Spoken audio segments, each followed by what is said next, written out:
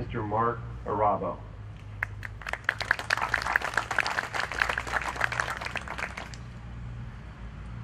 Thank you, Senator Anderson, for an incredible event, Cuyamaca College for hosting it. I just arrived from Washington, D.C. earlier this morning, and on my way back, as I was there in Washington, as I saw the memorial at the Pentagon, and as we took the airplane across our beautiful nation, I started thinking about where was the country in 9/11. We woke the morning of September 11th to a nation clouded with the smoke of uncertainty, challenged by the improbability of a better tomorrow, and confronted by the fear that comes only after the wreckage has settled. It is in this tragedy we have been witness to the darkest depths of human evil. September 11th to me, and to many of us, signaled the loss of our innocence and the dawn of a new age. One where we were the targets, where it is us who are the victims, where each and every one of our interests, both domestic and abroad, hung by a single thread of doubt. My friends, we will never regain which we have lost in September 11th. The landscape of America has been forever changed by the clenched fist of evil. An evil that resonates itself today, but is important to all of us as a nation to not dwindle on what's been lost, but hold on what has remained intact, which has today even made us stronger. And as we see our heroes right now putting up together our American flag, it's a symbol to how incredible our heroes are every single second.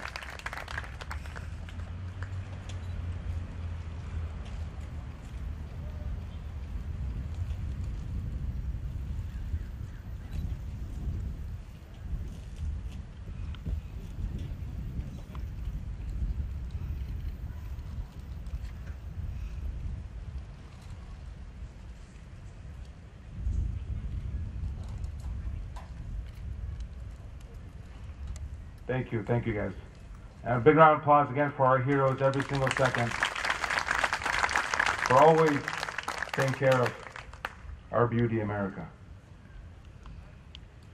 When I was struck deaf by the images that began to emerge of the towers burning, the plane wreckage smoldering, I was actually a freshman at San Diego State University. There was a small TV in the front of the room where students and faculty from the surrounding classes all huddled together. They were waiting, watching, in complete silence. Silence to the still midst of doubt that has stretched itself over America on that fateful day. Waiting for something. We were waiting for a nightmare to come to an end. But together we stood. On 9/11 we cried. We embraced. We prayed. And we hoped. We did anything we could to help lighten the weight of this unbelievable injustice.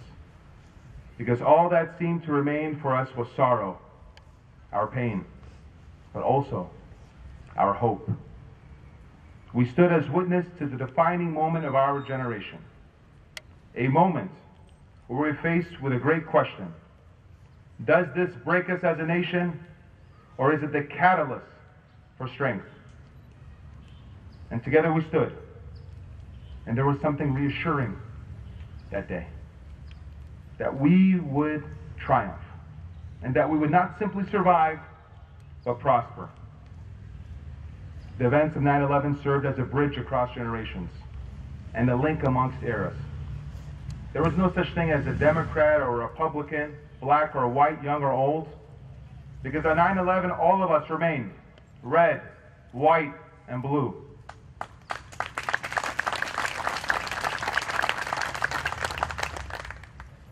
And yes, the terrorists may be able to rattle our buildings. They may be able to kidnap our most vulnerable citizens abroad. They may target our financial institutions, our schools, our neighborhoods. But these terrorists will always lurk in the shadows of the world's darkest corners. But my friends, if there is anything I have learned there's anything that we have learned through all of our trials and tribulations, is that which thrives in the shadows breaks once in the light. And America, we are that light. And on this September 11th, it is important to know that America is a nation forever unified by our will for peace, for prosperity, for liberty, and for love. Such a bond will never and can never be broken. And at times this can be forgotten. Some even within our country will try to divide us by political lines. Some will try to create partisanship amongst masses. There will always be those who are intent of highlighting that which divides us. But what they do not realize that it is our many parts that makes us great. We are united not in spite of, but because of our differences. Our hearts today still ache for the lives taken from us, the future gone amiss. They will forever be in our prayers, but they will never be forgotten, nor will their memories go in vain.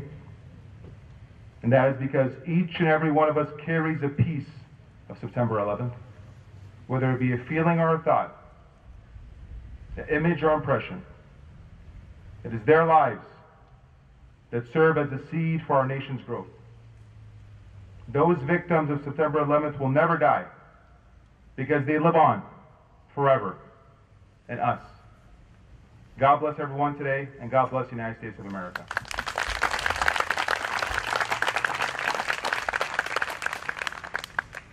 Thank you, Mark. Thank you for being here this morning.